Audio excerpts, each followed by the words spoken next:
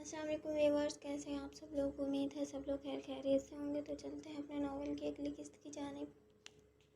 کیا ہوا؟ آنے کا بولا اس نے۔ تابا نے فضا سے آتے ہی سوال کیا۔ کہہ رہا تھا ابھی نہیں آ سکتا، ابھی ایک ضروری کیس پر کام کر رہا ہے۔ فضا بیڈ پر بیگ پھینک کر صوفے پر جا بیٹھی۔ کیا وہ تم سے شادی کرنا چاہتا ہے؟ کہتا تو ہے، مگر اس کا گریز مجھے سمجھ نہیں آتا۔ کیا تم نے اس سے فزیکل ہونے کی کوشش کی؟ تابا کے سوال پر فضا کا دماغ گھوم گیا۔ ہاں کی تھی، مگر کسی کام نہیں آئی۔ آپ میری دادی ہیں اور دادی اپنے پوتے پوتیوں کو اچھی عقل دیتی ہے، لیکن آپ؟ فضا نے انہیں کہا جانے والی نظروں سے دیکھا۔ اے لڑکی، دادی ہوں۔ تبھی زندگی اور زمانے کا تم لوگوں سے زیادہ تجربہ ہے۔ جب میں اپنے پلان میں کامیاب ہو گئی، تم اس کی بیوی بن گئی، تو دیکھنا ساری زندگی عیش سے گزاریں گے۔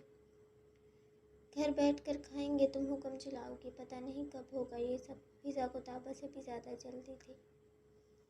اسے اپنے پیار کے جال میں پھنسا کر رکھ اور فزیکل ہوتی رہے، مگر اپنے جسم پر بھرپور حق شادی کے بعد دینا۔ فی الحال اس کے جذباتوں کو بھڑکاتی رہو، تاکہ اس کے من سے تمہیں پانے کی خواہش ختم ہو جائے۔ مرد کبھی بھی عورت کو مکمل حاصل کرنے تک نہیں چھوڑتا۔ اگر عورت کا مل پانا ناممکن ہو تو اسے الزام ٹھہرا کر خود چھوڑ دیتا ہے، مگر تمہیں وہ پا سکتا ہے، اور اس کے لیے وہ یہاں ضرور آئے گا۔ بچے پیدا کرنے کا بول رہا ہے۔ فضا کو اب بھی اس کے بچے والی بات یاد تھی۔ سچ میں؟ تابا نے حیرت سے اس کی طرف دیکھا۔ اس کی خوشی فضا کی۔ اس میں خوش ہونے کی کیا بات ہے دادی؟ ارے پاگل عورت! مرد اپنی اولاد اسی عورت کے پیٹ سے چاہتا ہے جسے وہ پسند کرتا ہے۔ اس میں تمہاری بھلائی ہے۔ بس کریں، وقت سے پہلے بوڑھی ہو جاؤں گی۔ اس میں میری کیا بھلائی؟ اس میں میری کوئی بھلائی نہیں ہے۔ مجھ سے اپنے بچے پیدا کروانے کی بات کر رہا تھا اور میں نے بھی ہاں بول دی۔ یہ تو تم نے بہت اچھا کیا، میں تو بہت خوش ہوئی۔ تابا واقعی بہت خوش تھی۔ تم اس وقت یہ سب اس لیے کہہ رہی ہو کیونکہ تم نے حویلی کی شان و شوکت نہیں دیکھی، وہاں کے رہنے والوں کا ٹھاٹ باٹ نہیں دیکھا۔ جس دن تم وہ سب دیکھو گی، اس چیز کی لت تمہیں لگ گئی، تو تم اس کے ایک نہیں 10 بچے پیدا کرنے کے لیے تیار ہو جاؤ گی۔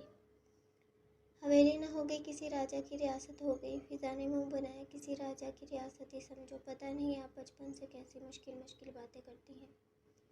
مجھے تو کچھ سمجھ نہیں آتا۔ آپ جو بول رہی ہیں میں کر تو رہی ہوں، لیکن اس میں میری کوئی خوشی نہیں ہے۔ ہاں، بس التمش ہینڈسم ہے، خوبصورت ہے، پیشے سے ایک وکیل ہے، میرے لیے اچھی زندگی کی وجہ بن سکتا ہے،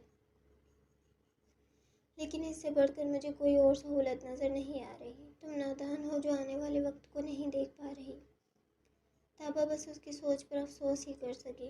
بابا، مجھے شادی کرنی ہے۔ خادم بلوچ کے کمرے میں آ کر اس نے جو بات بولی، خادم بلوچ نے حیرت سے اپنے بیٹے کی طرف دیکھا۔ اب تمہیں شادی کا خیال کیسے آ گیا؟ بس بابا، مجھے سمجھ آ گئی ہے کہ نازنین کے مقدر میں میرے بچے پیدا کرنا نہیں ہے، اس لیے میں دوسری شادی کرنا چاہتا ہوں۔ تو یہ بات تم مجھے کچھ دن پہلے نہیں بول سکتے تھے؟ اب میں اس کیس میں مصروف ہوں۔ اس کیس کا مجھ پر کتنا پریشر ہے تم اچھے طریقے سے جانتے ہو۔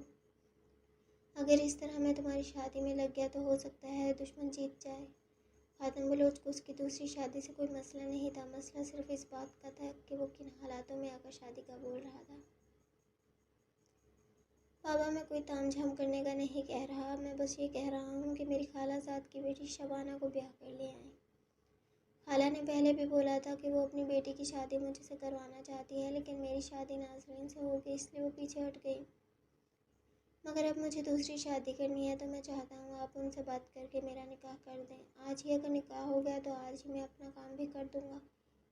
اپنے وارث کو لانے کے لیے میں خود بہت فکر مند ہوں۔ پھر ٹھیک ہے، اچھا ہوا تم نے صبح صبح بتا دیا۔ حاجرہ، تم اپنی بہن کو بلا لاؤ، ہم اس بارے میں بات کرتے ہیں۔ ٹھیک ہے، میں اپنی بہن کو بلا لیتی ہوں۔ حاجرہ نے مشکوک نظروں سے اپنے بیٹے کی طرف دیکھا۔ کچھ ہی دیر میں شاکرہ اپنے پورے گھرانے کے ساتھ بلوچ حویلی میں موجود تھی۔ خادم بلوچ نے مبشر کی شادی کا ذکر چھیڑا۔ شاکرہ تو جیسے اپنی بیٹی شبانہ کو مبشر سے بیاہنے کے لیے تیار ہی بیٹھی تھی، نکاح کے لیے فوراً تیار ہوگی۔ ارے بھائی صاحب، میں تو پہلے بھی اپنی بیٹی آپ کو دینے کے لیے تیار تھی، آپ نے ہی گھر کی بیٹی کو چھوڑ کر اس نازنین کو بیاہا۔ مانا کہ نازنین رنگ و روپ میں میری بیٹی سے بہت اعلیٰ ہے، لیکن میری بیٹی بھی کچھ کم نہیں ہے۔ ہاں، ہمیں اپنی غلطی کا احساس ہو گیا، شاید سب کچھ ایسے ہی ہونا طے تھا۔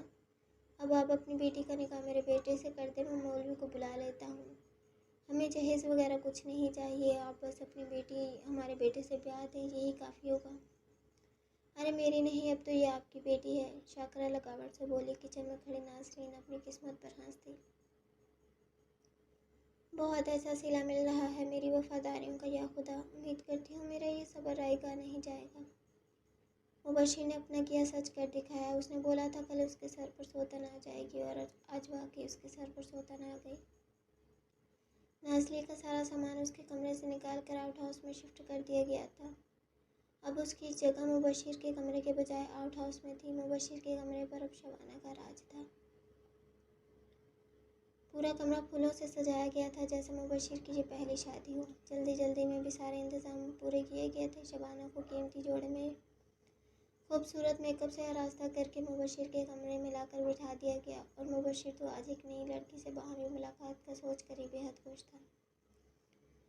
روزانہ نازلی کے وجود سے کھیل کر شاید وہ تھک گیا تھا، اسی لیے آج بہت پرجوش نظر آ رہا تھا۔ آج مزہ آئے گا۔ کمرے میں داخل ہوتے ہی مبشر نے دروازہ بند کر لیا۔ میری جان، میری جان، میری جان، شبانہ کو بیڈ سے ہی اپنی گود میں اٹھا کر اس نے گول گول گھما دیا۔ ان دونوں کے کھلکھلانے کی آواز کمرے سے باہر تک آ رہی تھی۔ ارے آہستہ ہنسو مبشر، اگر کسی نے سن لیا تو ہم دونوں پر شک کرے گا۔ ارے آج کی رات ہمارے کمرے کے آس پاس بھی کوئی نہیں آئے گا۔ آج تو ہماری زندگی کی سب سے خوبصورت رات ہے۔ اگر آج بھی ہم کھل کر نہ ہنسے، کھل کر اپنی زندگی کو نہ جیا تو ساری زندگی ترستے ہی رہ جائیں گے۔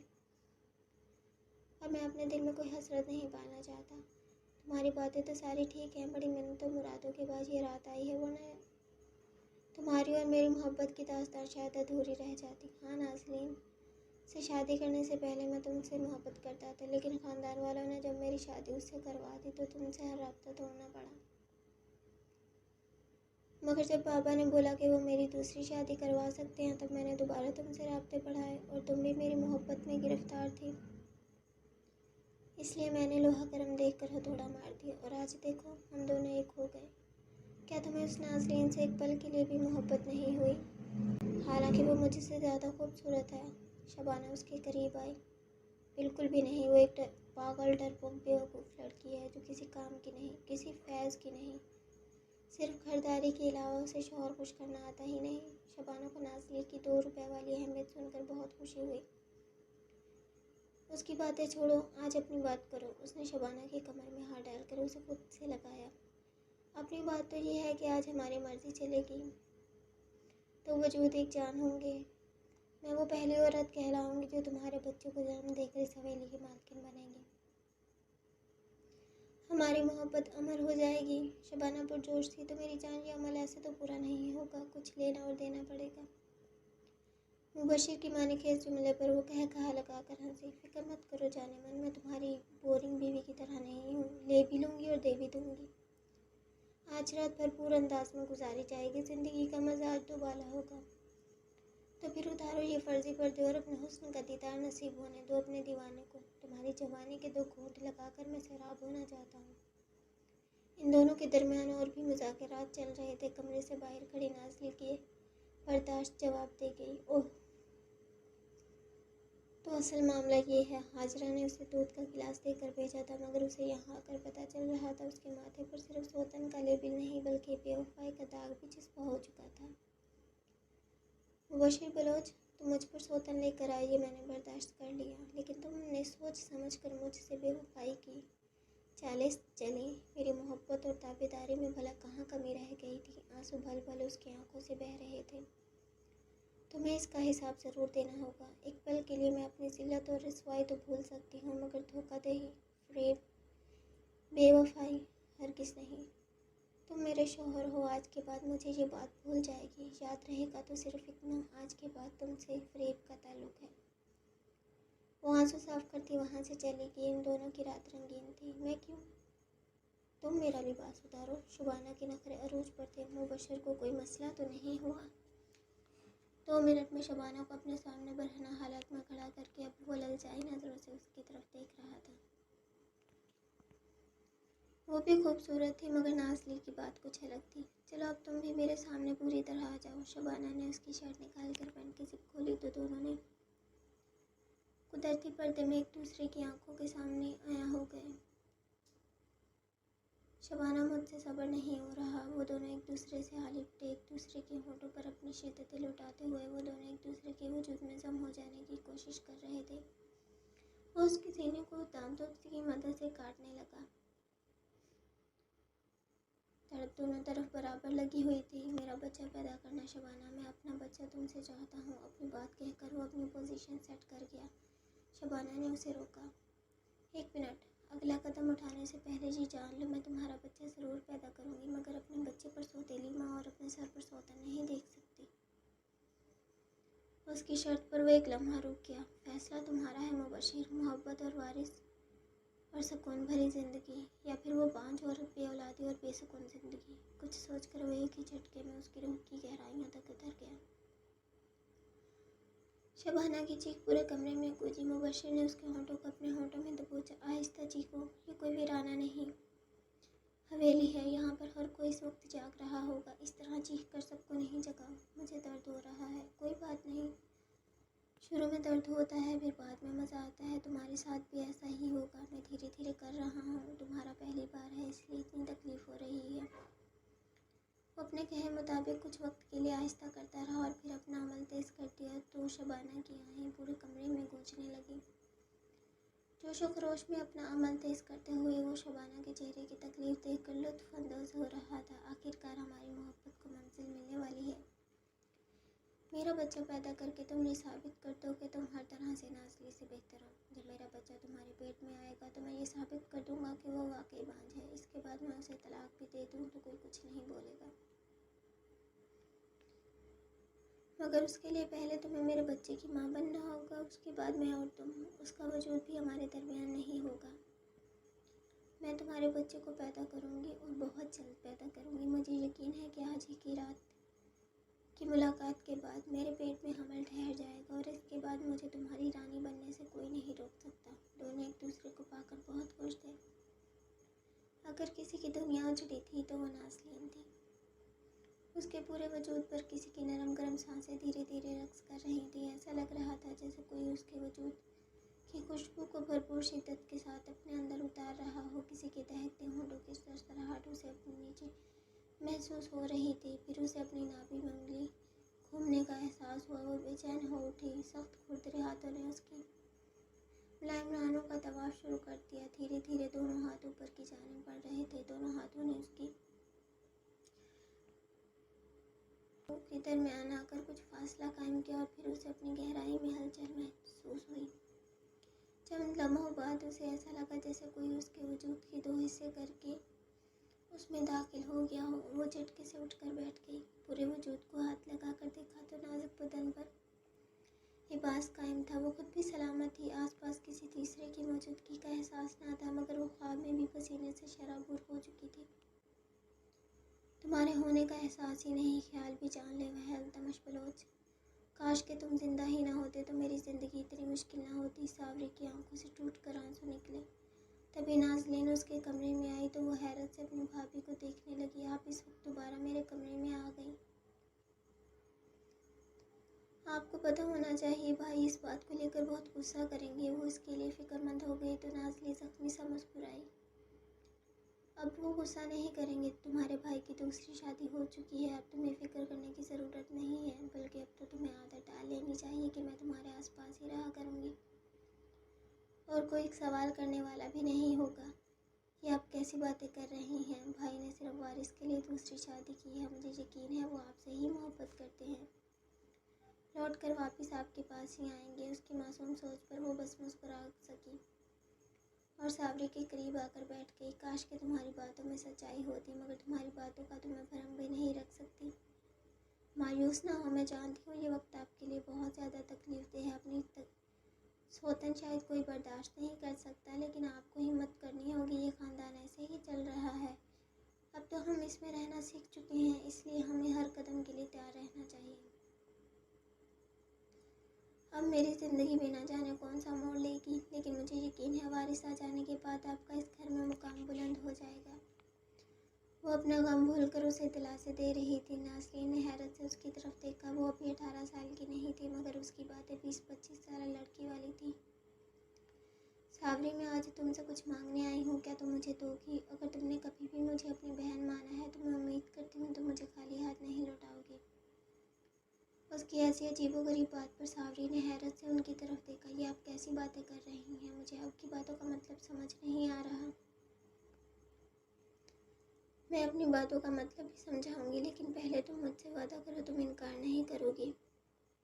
अगर मेरे बस में हुआ तो मैं इनकार नहीं करूंगी। सावरी ने उसके हाथों पर अपना हाथ रखकर वादा दिया।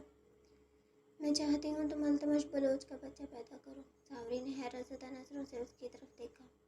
कल तक वो उसके साथ बहुत हमदर्द थी, मगर आज वो उससे बोल रही थी कि अल्तमश बलोच के बच्चे पैदा करो। आप ऐसी बातें क्यों कर रही हैं? कि आप भी उसके जैसा सोचती हैं? नहीं, मैं उसके जैसा नहीं सोचती। मैं बस ये अपनी ख्वाहिश जाहिर कर रही हूँ। मैं पहली और आखिरी बार तुमसे कुछ मांग रही हूँ। वो भी यही चाहता है कि तुम उसका बच्चा पैदा करो, लेकिन आज के बाद भी मैं भी यही चाहती हूँ कि तुम उसके बच्चे की माँ बनो। इस खानदान का वारिस तुम्हारे पेट से आना चाहिए। यही सबके लिए अच्छा होगा। मैं उम्मीद करती हूँ तुम इसके बारे में सोचोगी। अगर तुमने नहीं सोचा तो तुम्हें सोच लेना चाहिए, क्योंकि यही तुम्हारा मुस्तकबिल है। आपको क्या हो गया है भाभी? मेरा इसमें कोई मुस्तकबिल नहीं। वो तो मुझे इल्लत का निशान बनाने के लिए मुझे से बच्चा चाहता है। वो बलोच खानदान से बदला लेना चाहता है अपनी महरूमियों का। लेकिन इतना याद रखो, मुझे यकीन है वो तुमसे कभी बदला नहीं लेगा, क्योंकि इसके कुछ असूल हैं और इन असूलों को वो हमेशा फॉलो करता है। तुमने इसका कुछ नहीं बिगाड़ा तो तुमसे भी कभी नहीं लेगा। मैं चाहती हूँ तुम पूरे दिल से उसके बच्चे के लिए रजामंद हो जाओ। भाभी, मुझे लगता है आपने अपनी सौतन का गम दिल पर ले लिया है, इसीलिए आप ऐसी बहकी बहकी बातें कर रही हैं। सावरी का लहजा तल्ख हो गया। वो साफ साफ लफ्ज़ों में मुझे मेरी अहमियत जता चुका है। इसके बाद भी मैं कोई गलत फहमी पालूँ, ये मुझसे नहीं होगा। तुम मुझे गलत समझ सकती हो सावरी, लेकिन मैं तुम्हारा बुरा नहीं चाहती। मैंने जो बोला इसके बारे में ज़रूर सोचना, और अब तुम सो जाओ। ख्वाब उसके देखना छोड़ दो। वो ख्वाबों में आकर तुम्हारे साथ कुछ नहीं कर सकता। वो जो भी करेगा तुम्हारे साथ पूरे होशो हवास में करेगा। वो अपनी बात कहकर सावरी के कमरे से बाहर निकल आई। एक उम्मीद थी कि सावरी उसकी बातों को ज़रूर समझेगी, मगर वो भूल गई। दोनों की हालत भले एक जैसी थी, मगर सावरी की ज़िंदगी का इतना तजुर्बा नहीं था। वो अभी भी बच्ची थी। एक कमरे में दो नफूस एक दूसरे के सामने खड़े थे, जिनके सीने में एक ही जज्बा था, बलोच खानदान की बर्बादी। और अब वो वक्त है, हम अपनी मंजिल के बहुत करीब हैं। अगर ज़रा सी भी गलती हुई तो हमारे बरसों की मेहनत बर्बाद हो जाएगी। मैं तुम्हें कह रहा हूँ, अपनी 4 आंखें खोल कर रखना। हवेली में छोटी सी भी नकलो हरकत हो, इसके बारे में मुझे बताना, ताकि हम पता लगा सके कोई हमसे हमारी जायदाद लेने की कोशिश तो नहीं कर रहा। आज तक हमारे हाथों से कोई गलती नहीं हुई, आज भी नहीं होगी। तुम बेफिक्र रहो। जब तक मैं सारी जायदाद का मालिक नहीं बन जाता, तब तक मैं बेफिक्र नहीं रह सकता। तुम्हें यकीन है सारी जायदाद हमारे नाम होगी? क्योंकि वसीयत में तो ऐसा कुछ नहीं है। वसीयत को अपने अंदाज में मोड़ना मैं खूब जानता हूँ। इस वसीयत के मुताबिक ही मैं अपनी पूरी जायदाद का वारिस कहलाऊँगा। उसके बाद मेरा घराना इस शान और शौकत का हकदार होगा जो उन्हें बहुत पहले मिल जानी चाहिए। खालिद आपका भाई वारिस के लिए इस कदर कोशिश कर रहा है। अगर वाकई उनके यहाँ कोई पोता पोती हो गई तो सारी जायदाद के वो हकदार कहलाएंगे और हम उनके गुलाम बनकर रह जाएंगे। आयशा ने मुंह बनाकर अपनी परेशानी जाहिर की। फिक्र मत करो, ऐसा नहीं होगा, हो जाएगा। अभी उनके हाथ में सिर्फ भाग दौड़ है, तभी उनके मिजाज नहीं मिलते। जब कानूनी तौर पर मालिक हो जाएंगे तब तो हमें कीड़े मकोड़े भी नहीं समझेंगे। मुझे अपने दोनों बेटों के मुस्तकबिल की फ़िक्र होती है। मुझे तो ऐसा लगता है आपका बाप आपसे प्यार ही नहीं करता था, वरना यूं जायदाद किसी एक के नाम तो न कर जाता। ज़्यादा मत सोचो आयशा, वक्त आने पर मैं बाजी पलट दूंगा। आयशा ने हैरत से अपने शौहर की तरफ देखा। ऐसा क्या करेंगे आप? ये बलोच हवेली है जहाँ इतने राज दफन है कि इन्हें सुलझाते सुलझाते लोगों की अपनी ज़िंदगियाँ उलझ जाती हैं। हम इस वक्त खामोश तमाशाई बने रहें, यही हमारे लिए अच्छा है, क्योंकि हम खामोश रहकर भी अपना काम भरपूर अंदाज में कर रहे हैं। उसने मानेखेज़ अंदाज नज़रों से अपनी बीवी की तरफ देखा। ये भी कोई कहने की बात है? जब तक मैं हूँ जेठ जी का ये ख्वाब तो कभी पूरा नहीं होगा, तो बस फिर फिक्र करने की ज़रूरत नहीं। और वक्त आने पर मैं ऐसी मात दूंगा कि भाई को सोचने समझने का मौका भी नहीं मिलेगा और इनकी हस्ती खाक हो जाएगी। ان کے گناہوں کو مجھ سے بہتر کوئی نہیں جانتا۔ خالد کی آنکھوں میں کئی منظر دلکش گردش کر گئے جو بہت تکلیف دہ تھے۔ 22 سال کا شان اس وقت اپنے روم میں موجود خوبصورت بیوی کے حسین سراپے کو دیکھ رہا تھا، جو اس وقت ایک باریک سی نائٹی میں ملبوس قہر برسا رہی تھی۔ وہ ایک 19 سالہ لڑکی تھی۔ دونوں کا ہفتے پہلے سادگی کے ساتھ نکاح کروایا گیا تھا اور آج رخصتی ہو گئی۔ اب دونوں کے دل ایک دوسرے کی قربت کے لیے مچل رہے تھے۔ شان اپنی شیروانی کی بٹن کھولتا ہوا اس کے قریب آیا۔ بلیک کلر کا یہ جالی دار لباس حسین وجود کے نشیب افراز چھپانے میں ناکامیاب تھا۔ گہرا گلا جس میں سینے کے ابھار باہر آنے کو مچل رہے تھے اور آدھے سے زیادہ باہر آ چکے تھے کیونکہ درمیان میں بس ایک ڈوری کا سہارا تھا۔ اگر یہ کھول دی جاتی تو مکمل حسن کی یہ پیالے چھلک کر باہر آ جائے تھا۔ اسے تھوڑا نیچے تک آتا یہ جالی دار پلو جو چکنی خوبصورت کہ کسی بھی حصے کو چھپانے میں ناکامیاب تھا، بلکہ وہ تو گہرائیوں کا بھی حساب لگانے میں بھرپور کارآمد ثابت ہو رہا تھا۔ اس پردے کی بھی کیا ضرورت تھی؟ اس نے ہاتھ بڑھا کر اریبہ کے درمیان بندھی ڈوری کو کھولنا چاہا۔ وہ 2 قدم پیچھے ہٹ گئی۔ پہلے مجھے منہ دکھائی دو۔ کاندھے تک آتے بالوں کو جھٹکا دے کر اس نے اپنا رخ موڑ لیا اور بس یہیں شان کا صبر جواب دے گیا۔ بھاری پشت کے ابھار جو واقعی ظاہر ہو رہے تھے واضح طور پر۔ اس نے دونوں ابھاروں پر اپنا ہاتھ رکھا۔ کیا چاہیے؟ جان چاہیے تو بولو، حاضر کر دوں۔ دونوں ہاتھ اس کی پشت کو سہلا رہے تھے اور ہونٹوں سے وہ اس کی گردن کو چھو رہا تھا۔ جان نہیں، سونے کے وہ کنگن چاہیے جو مجھے پسند آئے تھے۔ تم نے اگر وہ خرید رکھے ہیں تو اچھی بات ہے، ورنہ آج روزہ رکھ لو۔ وہ اسے خود سے پرے دھکیل کر بیڈ پر جا بیٹھی۔ اگر کنگن دوں تو مجھے کیا ملے گا؟ وہ ایک گھٹنا بیڈ پر رکھ کر اس کے ہونٹوں پر جھکا۔ اریبہ نے اپنے دلکش سراپے کی طرف اشارہ کیا۔ پھر سب کچھ تمہارا؟ وہ معنی خیز انداز میں مسکرائے۔ بہتر ہے۔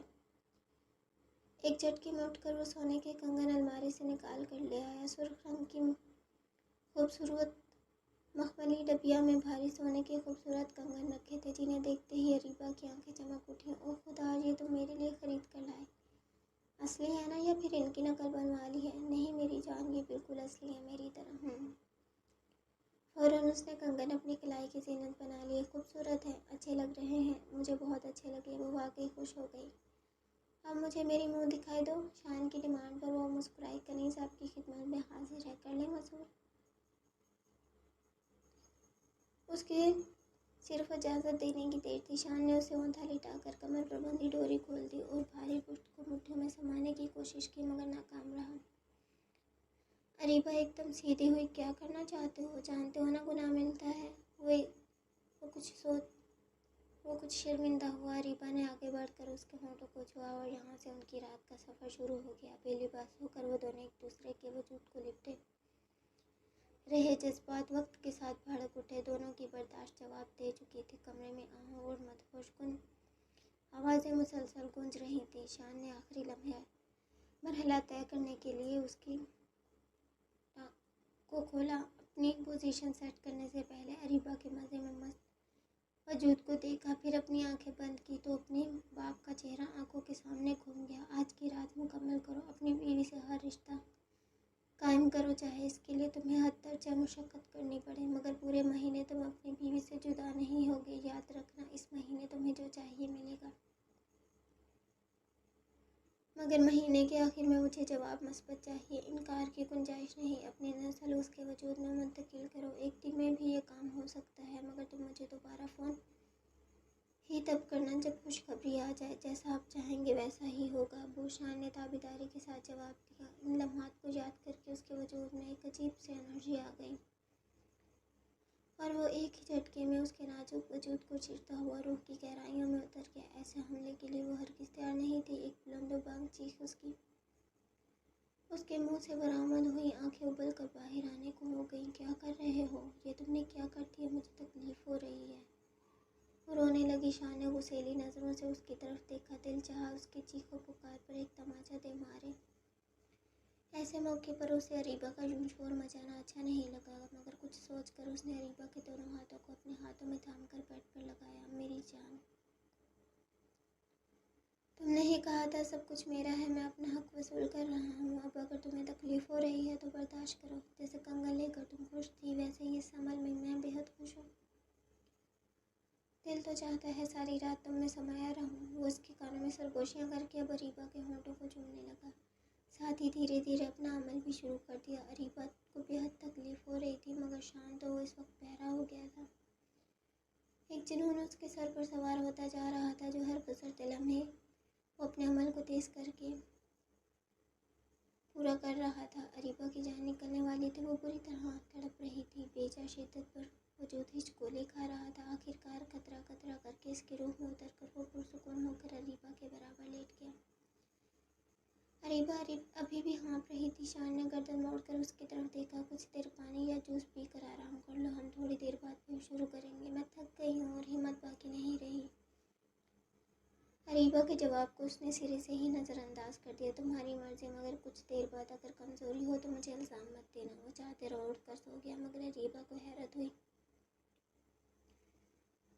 پھر خاموش ہو گئی۔ آج ان کی اسپیشل نائٹ تھی، بھلا آج کی رات کوئی مرد بہانے کب سنتا ہے۔ خاموشی سے اٹھ کر اس نے انرجی ڈرنک لیا اور واقعی 3-3.5 گھنٹوں کے بعد شان دوبارہ اس کے وجود کو زیر کرنے میں کوشاں ہو گیا۔ پچھلی سنوائی میں کیس کی کارروائی شروع ہونے سے پہلے ہی خادم بلوچ اپنے دل کو پکڑ کر بیٹھ گیا۔ سب کے مطابق اس کی طبیعت خراب ہو گئی، مگر یہ التمش بلوچ اور عدنان کے سوا چند لوگ ہی جانتے تھے کہ یہ جھوٹ ہے، سب سوچا سمجھا ڈرامہ ہے۔ التمش نے آنکھوں ہی آنکھوں میں انہیں داد دی، بہت اچھا کھیل گئے چاچا جی۔ خادم بلوچ بھی طنزیہ مسکرایا، آنکھوں میں چیلنج واضح تھا۔ تم کل کے بچے ہو اور ہم اس کھیل کے پرانے کھلاڑی، تمہارا یہ کیس ساری زندگی کی خواری بن جائے گا۔ التمش نے ان کی آنکھوں کا پیغام پڑھا تو مسکرایا، ایسا نہیں ہوگا، آپ کھلاڑی ہوں گے مگر مجھے اپنا استاد تصور کریں، اگلی بار انشاءاللہ آپ کو بھرپور ٹکر کا جواب ملے گا۔ التمش بیٹا، پچھلے 17 دنوں سے تم یوں ہی ہر وقت مصروف رہتے ہو، بچہ کوئی پریشانی ہے تو بتاؤ۔ اپنی ماں کو، زنیرہ کو اپنے بیٹے کی بے حد فکر تھی۔ نہیں، وہ بس کیس کو لے کر تھوڑا پریشان ہوں۔ کیس کا نام سنتے ہی زنیرہ کے چہرے پر سختی آ گئی۔ میں نے بولا تھا نا، ان لوگوں سے الجھنے کی ضرورت نہیں ہے، ہم اپنی زندگی میں خوش ہیں۔ تمہیں یہ بات نہ جانے کب سمجھ آئے گی۔ میں جانتا ہوں ماں، ہم اپنی زندگی میں خوش ہیں، لیکن پھر بھی میں ان سے الجھنا چاہتا ہوں، کیونکہ برسوں پہلے وہ آپ سے الجھ گئے تھے۔ وہ اگر حق پر ہوتے تو میں انہیں کچھ بھی نہیں کہتا، لیکن وہ حق پر نہیں ہیں اور ناجائز کے خلاف آواز اٹھانے کی تربیت آپ ہی نے مجھے دی ہے۔ مگر میں نے تمہیں یہ بھی سکھایا ہے کہ جہاں خاموش رہنے میں بہتری ہو وہاں خاموش ہو جانا چاہیے۔ مجھے ایک بات بتائیں ماں، 24 سالوں سے آپ خاموش ہیں، کیا بہتری آئی؟ نہیں آئی نا، پھر آپ مجھے کیسے خاموش رہنے کا بول سکتے ہیں؟ زنیرہ چند پل کے لیے لاجواب ہو گئی۔ مگر مجھے لگتا ہے تم جس بنیاد پر یہ کیس لڑ رہے ہو وہ بنیاد ہی کمزور ہے۔ ایسا آپ کو لگتا ہے کیونکہ آپ حقیقت سے واقف نہیں ہیں۔ جس دن آپ حقیقت سے واقف ہو جائیں گے اس دن آپ کو میں غلط نہیں لگوں گا، اور یہ دن بہت جلد آئے گا۔ میں چاہتی ہوں کہ میں غلط ثابت ہو جاؤں اور میرا بیٹا ہر جگہ صحیح ثابت ہو، لیکن مجھے کبھی بھی دولت کا لالچ نہیں رہا۔ زندگی کا سب سے قیمتی اثاثہ محبت ہوتی ہے بیٹا، اگر وہ ہمیں مل جائے تو دولت کی ضرورت نہیں رہتی۔ ایک دن تمہیں یہ بات ضرور سمجھ آ جائے گی۔ میں جانتا ہوں ماں، محبت بہت بڑی دولت ہوتی ہے، لیکن محبت کا کوئی وجود نہیں ہوتا، یہ بھی میں جانتا ہوں۔ اگر کہیں محبت ہے تو صرف آپ اور مجھ میں، آپ کا مجھ سے لگاؤ، آپ کا مجھ سے پیار۔ دنیا میں محبت کا بس یہی روپ ہے، ایک ماں اور بیٹے کی محبت، اس کے علاوہ ہر روپ جھوٹ ہے۔ میں اس کیس پر محنت کر رہا ہوں اور مجھے یقین ہے مجھے کامیابی ضرور ملے گی، کیونکہ مجھے میری ماں کا وقار واپس لانا ہے۔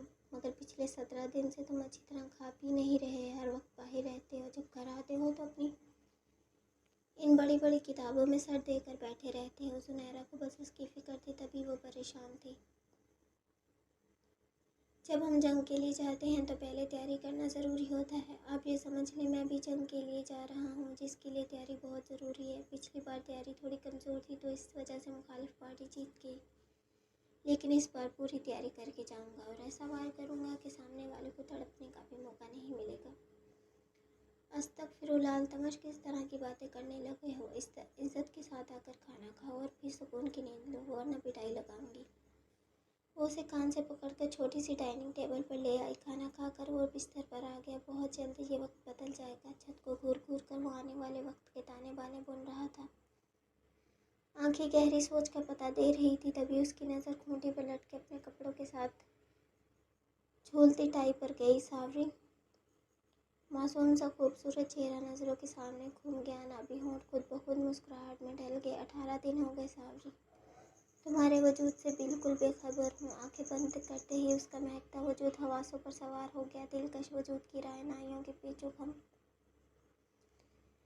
सहरंगेज गहराइयाँ, दिल नशीन खुमार आलूद वजूद भला कब बेखबरी के काबिल था। कल दोबारा केस के लिए जाऊँगा, मगर उसके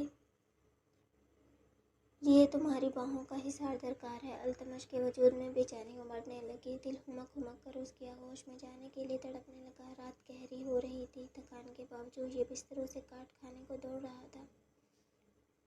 आखिरकार वो एक फैसला करके उठ खड़ा हुआ। मैं आ रहा हूँ सावरी, तुम्हारे वजूद से अपने दर्द मिटाने, तुम्हारी सांसों में अपनी सांसें अंडेलने, तुम्हारे नैनों मुलायम वजूद को खुद में समेटने और तुम्हारी रूह की गहराइयों में उतरने। इन दिनों बहुत सुकून से सोई होगी। मुझे तुम्हारी आंखों में अपना अक्स देखना है। इसके अलावा इस वजूद पर मेरी मोहब्बत के निशान। वो ब्लैक हुड वाली जैकेट उठाकर पिछले हिस्से की जानिब होता हुआ हवेली में दाखिल हो गया।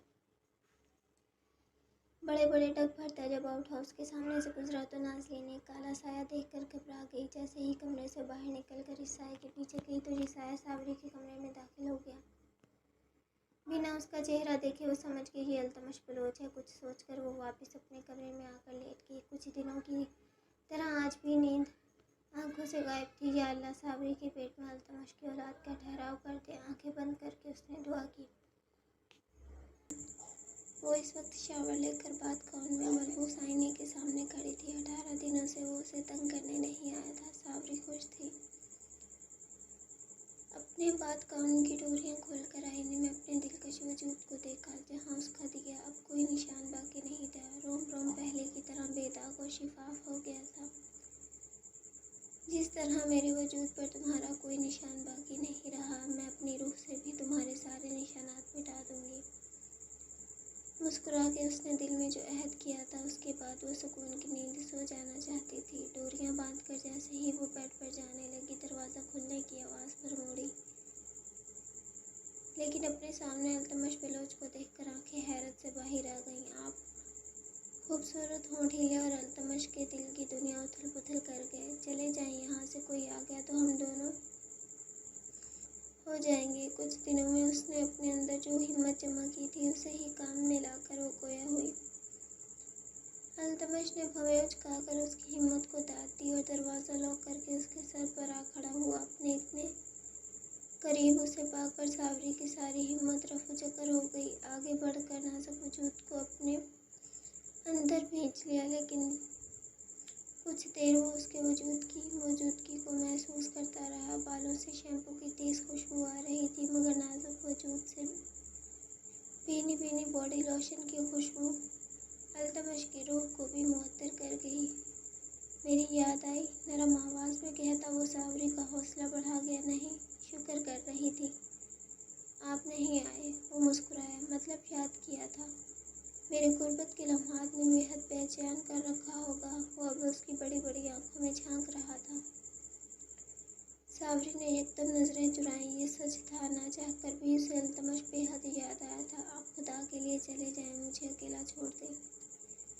इसकी बातों का असर लिए बगैर सावरी का रुख आईने की जानिब मोड़ा और उसके सर पर थोड़ी रखकर मजबूत बाजुओं का हिसार उसके गिर्द बांधा। आज बड़े दिनों बाद हम एक होंगे। क्या इन दिनों तुम मेरा अपने वजूद पर हक बढ़ाने का मकसद भूल तो नहीं गई? इसकी बात पर सावरी का हलक तक खुश्क हो गया। कोई बात नहीं, मैं दोबारा याद करवा दूंगा।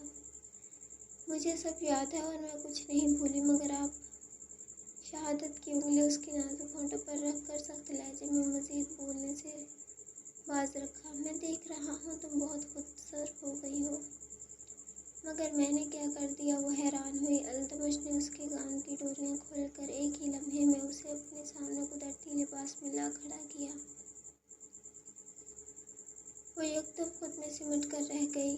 आंखें ज़मीन पर ऐसी लगी कि उठने से इनकार कर दिया। अल्तमश ने थोड़ी पकड़ उसके चेहरे को ऊपर उठाया और फिर अनापी होठों का नाजुक गुलाबी होठों से मिलाप जारी हो गया। इतने दिनों की तड़प जब वो कतरा कतरा करके उसमें उंडेलने लगा, उसकी सांसों को मुअत्तर करके गुलाबी लबों की नरमाई अपने अंदर जज्ब करने लगा, तो सावरी का वजूद बेजान सा हो गया।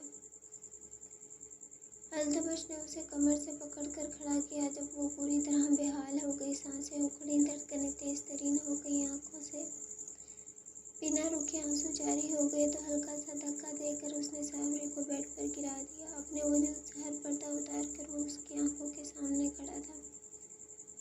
सावरी की बड़ी बड़ी आंखों में बेतरतीब आंसू बहने लगे। वो अपना वजन उसके वजूद पर डालता हुआ सुराहीदार गर्दन पर झुका। वहाँ से अपनी तशनगी मिटाने की शुरुआत की। बेचैन लब मुसलसल गर्दन का तवाफ करते, जब जज्बात हद से ज़्यादा भड़क जाते तो वो दांतों से उसे काट कर अपनी तशनगी मिटाने की कोशिश करता। दिल में जज्बात का समंदर भड़क उठा था। खुरदरे हाथ मुलायम वजूद का तवाफ कर रहे थे। ऐसा कोई हिस्सा बाकी न था जहाँ उसके हाथों ने रसाई न की हो। दोनों की टांगें बेड से नीचे लटक रही थी। सावरी ने अपने पाँव अकड़ा लिए और इसके पे अपनी शिद्दतें लुटाते हुए वो मदहोश हो रहा था। एक खुमार था उसके वजूद में जो अल्तमश के सर चढ़ कर बोल रहा था, और उसके देह गुदाज में मौजूद दो खूबसूरत प्यालों के जाम को वो भरपूर अंदाज में पी रहा था। मगर वहाँ अपने दांतों के निशान बनाते बनाते वो नीचे आ गया। इस बार कुछ अलग करने का इरादा था, इसलिए अपनी जेब से टाई निकाल कर सावरी के हाथों पर बांध दी। अगले ही लम्हे वो उसकी को मजबूती से पकड़कर कमर के नीचे गहराइयों में सर छुपा कर अपनी तड़प मिटाने लगा। सावरी के लिए ये बिल्कुल नया था। वो तड़प उठी, नहीं खुदा के लिए ये क्या कर रहे हैं, मुझसे बर्दाश्त नहीं हो रहा। वो उठकर बैठी, मगर अल्तमश ने धक्का देकर वापस लिटा दिया। बिन पानी की मछली की तरह वो पाँव मार रही थी, मगर अल्तमश की पकड़ इस कदर मजबूत थी कि वो चाह कर भी कुछ न कर पाई। चंद पलों बाद शायद उसे तरस आया या फिर उसके जज्बात बेकाबू हो गए। उसने अपनी पोजीशन मखसूस जगह सेट की और सावरी के नाजुक वजूद की गहराइयों में समा कर उसे राहत बख्श दी। वो नीचे खड़ा कहनियों की मदद से उसके वजूद पर झुका था। आज उसके वजूद को राहत बख्शने की कोशिश नहीं की थी, बल्कि सुकून के साथ दोनों हाथ अपनी ठोड़ी के नीचे रखकर उसके तासुरात का जायज़ा ले रहा था। जहाँ बेचैनी, तकलीफ, इज़्तिराब जैसे कई तासुरात रक्सा थे, सबसे बढ़कर ऐसी बेबसी थी जिसका शायद कोई हल न था। वो एक झटका लगाता तो सावरी का वजूद पूरा हिल जाता। उसके लिए आज ये बहुत मज़ेदार था। कुछ वक्त बाद उसने अपना अमल तेज़ किया। पूरा बेड शदीद झटकों के पास हिल रहा था और सावरी की हालत बेहद ख़राब हो चुकी थी। पूरा जिस्म पसीने पसीने हो गया, सांस फूली थी। पूरे जिस्म का रंग जैसे नुचड़ कर चेहरे में आ गया, आसमाया हो। जब वो अपनी इसमें उंडेल कर फारिग हुआ तो सावरी के चेहरे पर बला का इत्मीनान आ गया। आंखों से दो आंसू निकले, मगर जिस राहत से उसने आंखें मीची वो नज़ारा दिल फरेब था। अल्तमश उसे लेकर बेड पर आ लेटा, हाथ खोल दिए और उसकी बाहों को अपने गिर्द लपेट कर सर को उसके सीने पर रखा और खुद एक हाथ उसके पेट और दूसरा हाथ कमर के गिर्द हाइल कर लिया। मुझे सुलाओ सावरी, एक नया हुक्म। सावरी ने कपकपाते हाथ उसके बालों में फंसाए। सो जाए, लहजा गुलगुज़ था। वो उसकी हालत खूब समझ रहा था, मगर राहत और सुकून चाहता था जो उसकी पनाहों में मौजूद था। चंद लम्हों में ही वो नींद की वादियों में खो गया। सुबह फजर के वक्त उनकी आँख खुली, अभी भी वो उसी पोजीशन में सो रहा था। उठ जाए, मुझे नमाज अदा करनी है। वो बेबसी से खोया हुई वो उठा और उसे भी अपने साथ लेकर गुसल की घर से वापस वॉशरूम में चला आया। बाथटब में पानी भरा और सावरी के वजूद को उसमें उतार कर खुद भी उसके ऊपर आ गया। शावर लेने से ज़्यादा उसका इरादा रोमांस का था, इसीलिए वो उसकी गर्दन पर झुकाया। ठंडे पानी में दोनों के वजूद एक दूसरे के करीब तर थे। वो बाथटब में हिल भी नहीं पा रही थी। मज़ाहमत करना तो बहुत दूर की बात थी। खुद को सैराब करता रहा। वो बेचैन होती रही, मगर सुबह के वक्त उसे कम बेचैन किया। जल्दी उसकी गहराइयों में समाकर अपना अमल जारी कर दिया। इस वक्त वो रोना नहीं चाहती थी, बस खामोश बुत बनी उसे देख रही थी जो उसके वजूद को بڑی شان سے فتح کر رہا تھا۔ اپنی ذات کا جھنڈا اس کے وجود پر لہرا کر اپنے نام کی مہریں جگہ جگہ نصب کرتی، دلکش بے داغ جسم دوبارہ رنگین ہو گیا۔ صبح صبح اس کے اندر سما کر جو سکون التمش کو حاصل ہوا وہ شاید آج سے پہلے کبھی میسر نہیں ہوا۔ جلد ہی وہ قطرہ قطرہ کر کے اس کے اندر سما گیا۔ پھر غسل لے کر جب دونوں باہر آئے تو التمش نے اس کا رخ اپنی جانب موڑا۔ میں جا رہا ہوں، مگر جانے سے پہلے میں چاہتا ہوں کہ تم میرے لیے دعا کرو تاکہ میں کامیاب لوٹوں۔ تمہارا مقصد میرا بچہ اس دنیا میں لانا ہے تو تم میرا بچہ اپنے پیٹ سے پیدا ہو جانے کی دعا مانگو۔ میں ایسی دعائیں کبھی نہیں مانگوں گی۔ بھری آنکھیں، گلوگیز لہجہ وہ اس وقت درد کی انتہا پر تھی۔ کیوں؟ کیا تم نہیں چاہتی میں اس حویلی میں آ جاؤں؟ چھپ چھپ کر ملنے سے بہتر ہے میں سارے عام دن دہاڑے تمہارے کمرے میں آ جاؤں۔ نہیں، میں ایسا کچھ نہیں چاہوں گی اور کبھی نہیں۔ دیکھنا، آپ کبھی نہیں جیت پائیں گے، کبھی بھی نہیں۔ میرے گھر والوں کے ساتھ آپ کی جو بھی رنجشیں ہیں کبھی ختم نہیں ہوں گی۔ وہ چیخ اٹھی۔ اس کے چیخنے پر التمش مسکرایا جیسے اس کی تکلیف سے اسے مزہ آ رہا ہو۔ لیکن آج جیت میری ہی ہوگی، یہ میں صبح ہی دیکھ چکا ہوں۔ وہ مسکراتے ہوئے اس کا دل جلا گیا۔ بلوچ خاندان کی لاڈلی کے وجود کو ساری رات اور صبح صبح فتح کر کے میں نے اپنی جیت کا پرچم لہرا دیا ہے۔ جب تمہارے وجود پر اپنی حکومت بنا سکتا ہوں تو تمہارے خاندان کی تو بات ہی کوئی خاص نہیں۔ میرے وجود پر آپ نے حکومت کی کیونکہ میں کمزور ہوں، مگر میرا خاندان کمزور نہیں ہے۔ اچھا تو دیکھ لیتے ہیں کس میں کتنا دم ہے۔ ویسے تمہارا وہ مبشر بھائی تو شدید مردانہ کمزوری کا شکار ہے، یہ تو سارا زمانہ جانتا ہے۔ اس کی باتوں پر صابری نے تنفر سے منہ پھیر لیا۔ اگر میں جیت گیا تو آج رات پھر تم مجھے خوش کرو گی۔ میں دوبارہ آ کر ایسے انداز میں تمہارے اندر سماؤں گا کہ تمہاری جان آہستہ آہستہ نکلے گی۔ وہ اس کے کانوں میں سرگوشی کر کے چلا گیا۔ اس کے منہ سے التمش کے لیے غلط الفاظ نکلے۔ یکدم مڑ کر اس نے کچھ اٹھا کر زمین پر مارنا چاہا، مگر ایک زوردار چکر آنے پر وہ لہرا کر بیڈ پر جا گری۔ اگر آپ لوگوں کا رسپانس اچھا آیا تو میں کل کو ایک بہت رومانٹک سی ایپی دوں گی۔ تو آپ لوگ رسپانس اچھا دیں، چینل کو سبسکرائب کریں۔